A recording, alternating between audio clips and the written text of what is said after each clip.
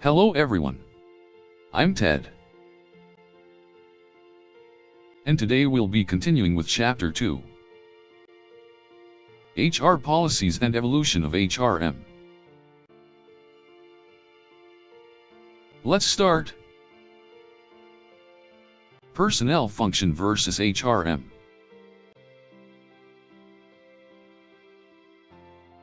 Over the years, the personnel function has changed a lot. It was, more or less, a clerical job.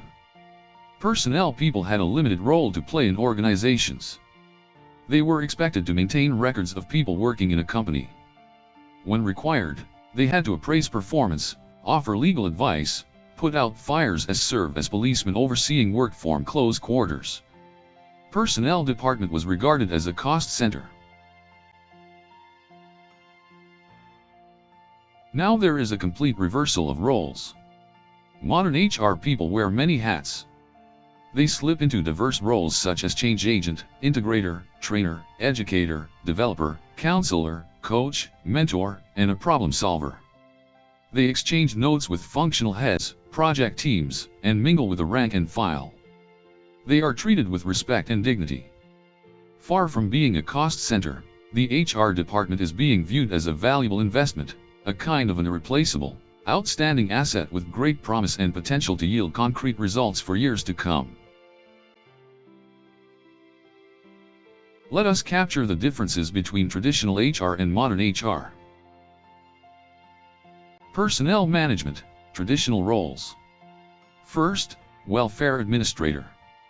Second, policeman. Third, appraiser. Fourth, advisor. Fifth, legal consultant. Sixth, firefighting. 7. Mediator. Human resource management, management roles. First, change agent. Second, integrator with team building skills. Third, trainer, educator, developer. Fourth, employee champion. Fifth, counselor, mentor, coach. Sixth, problem solver and innovator. Seventh, strategic partner. Traditional personnel practice versus modern HR practice. First, administrative role. Change agent. Second, reactive, painfully slow, and fragmented initiatives. Integrator with team building skills. Third, separate and isolated from company mission. Trainer, educator, developer. Fourth, production focus, emphasis and orientation. Employee champion. Fifth, functional organization. Counselor, mentor, coach. Sixth, individuals encouraged, singled out for praise, recognition, and rewards. Problem solver and innovator. Seventh, bureaucratic rules, regulations, procedures, tight division of labor and special inaction. Strategic partner. Eighth, people as expenses, HR is a cost center. People as key investments / prized possessions and most important assets, HR is a valuable investment. Ninth, results at the cost of people. Results with and through people. Moving next. And now let's discuss the historical and contemporary factors the field of HRM represents. First, Industrial Revolution. During this period, machines were brought and technology made rapid progress.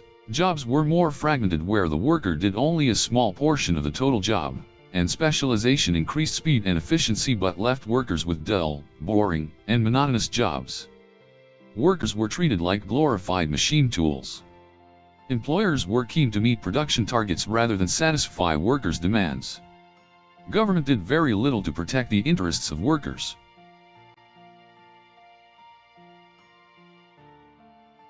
Second, scientific management. To improve efficiency and speed, F.W. Taylor advocated scientific management.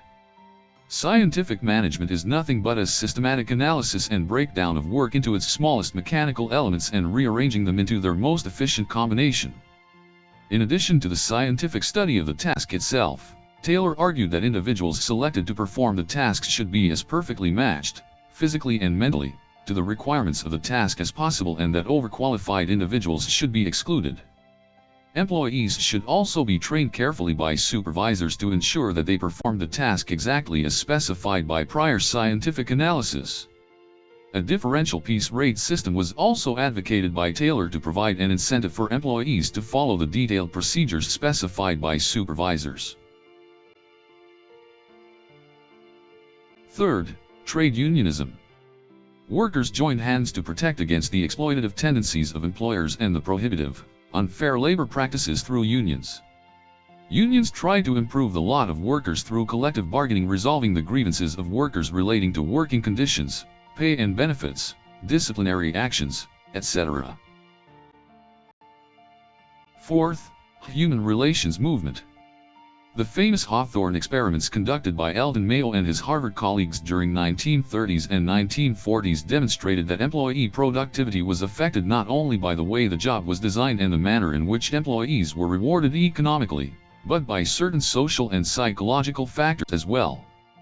The human relations movement led to the wide-scale implementation of behavioral science techniques in industry for the first time, which included supervisory training programs, emphasizing support and concern for workers, programs to strengthen the bonds between labor and management, and counseling programs whereby employees were encouraged to discuss both work and personal problems with trained counselors.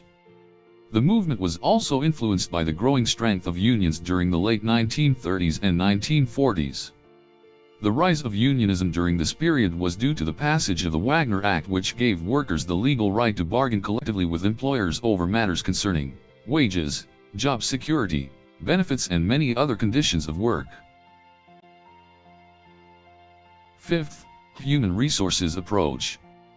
The human resources approach recognizes the fact that each employee is unique and wants to be treated differently. People do not dislike work basically.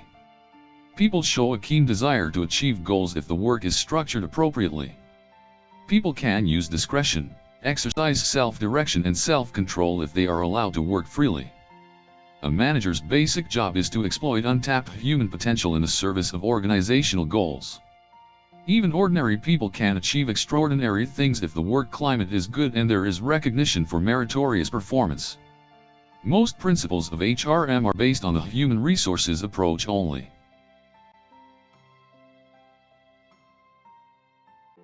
That's all for this video. Thank you for watching. This video is brought to you by Bookstune. Like this video to encourage us. Share this video to spread the knowledge. And subscribe to this channel for latest update.